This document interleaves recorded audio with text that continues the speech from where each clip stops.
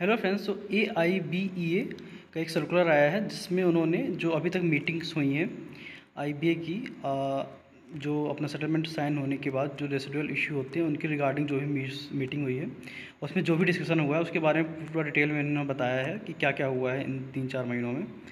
तो यहाँ पे देख सकते हो आप, मिनट आज की डेट का है, minute sign with IBA on revise PLI norms and medical insurance policy.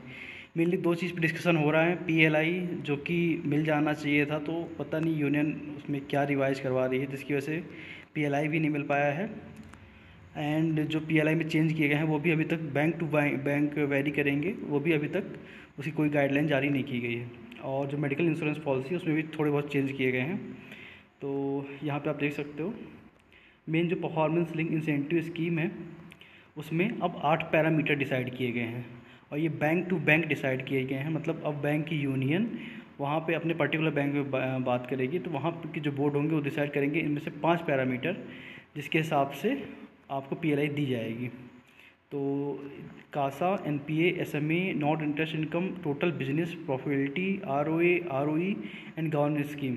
पहले जो ऑपरेटिंग प्रॉफिट पे होता था, अभी इन 8 में से 5 पे अगर आपको प्रॉफिट हो रहा है उसके हिसाब से ही आपको PLI मिलेगी। और जो PLI पहले 10, 5 और 15 दिन की मिलती थी, अब वो उसके हिसाब से अगर आपको 10% टोटल प्रॉफिट हो रहा है इन 5 पैरामीटर में तो आपको 10 दिन की मिलेगी, 11 दिन का हो रहा तो 11 दिन की मिलेगी। अब मतलब ये है कि एक दिन का वेज मिलेगा अगर 1% हो रहा है, आपके परसेंटेज के हिसाब से आपको PLI दी जाएगी। वो आप 1 से लेके 15 दिन तक कोई भी दिन हो सकते हैं आपके प्रॉफिट के हिसाब से बैंक के, वो भी इन 5 पैरामीटर में 8 में से। और जो renewal of group medical insurance policy है in service employ and officer and retiree के लिए। तो एक्चुअली क्या होता था कि पहले रिटायरी के लिए अलग से एक पॉलिसी साइन करती थी यूनियन, जिसके कारण रिटायरी को बहुत ज़्यादा मतलब पेमेंट करना पड़ता था। तो एक तरह से जो रिटायरी हैं उनके लिए बेनिफिट है कि जो सर्विस एम्प्लॉय है उनके साथ कंबाइंड पॉलिसी होगी, उनके जो बेनिफिट हैं सर्विस एम्प्लॉय जैसे मिलेंगे और उनके साथ कंबाइंड पॉलिसी होगी, अलग अलग कोई पॉलिसी नहीं होगी।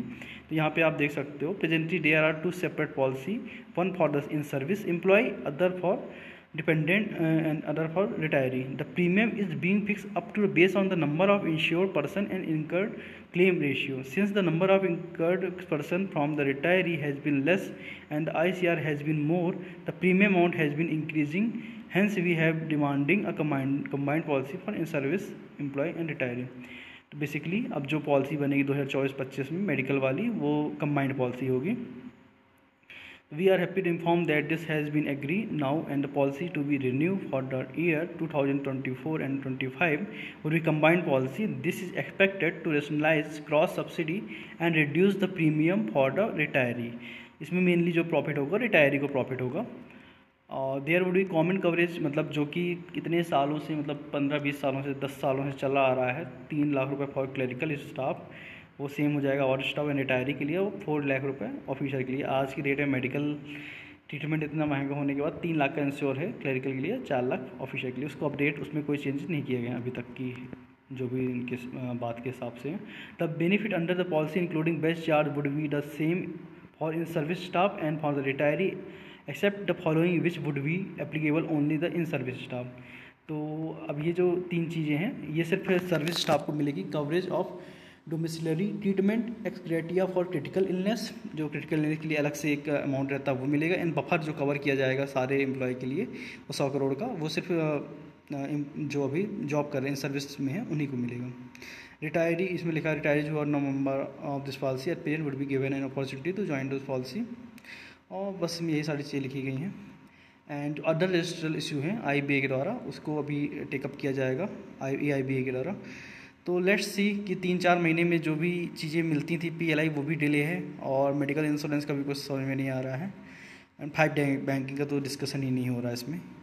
तो लेट्स होप कि सारी चीज़ें अब PLI एटलीस्ट PLI तो क्रिएट हो जाना चाहिए।